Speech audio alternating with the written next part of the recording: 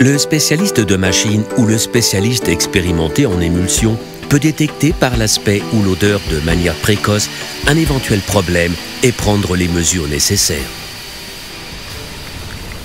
On constate avant toute chose la couleur de l'émulsion et les impuretés.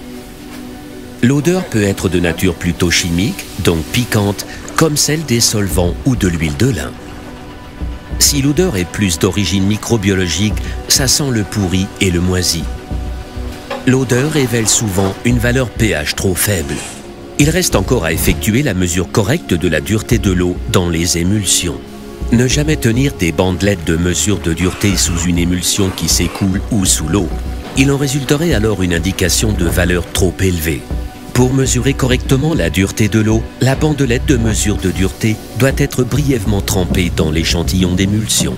Après l'enlèvement de l'excédent d'émulsion, on compare au bout d'une minute la bandelette d'essai avec l'illustration figurant sur la boîte.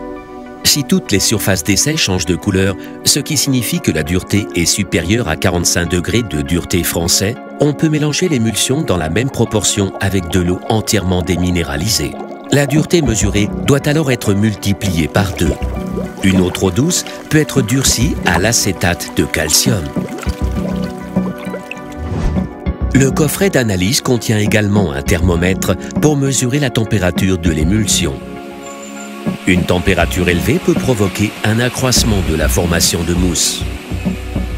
Si la température augmente, cela révèle en outre que le volume du bac est trop petit. Une émulsion qui est à une température de 45 degrés s'évapore nettement plus vite qu'une solution dont la température atteint 25 degrés. Une forte évaporation provoque une augmentation rapide de la teneur en sel.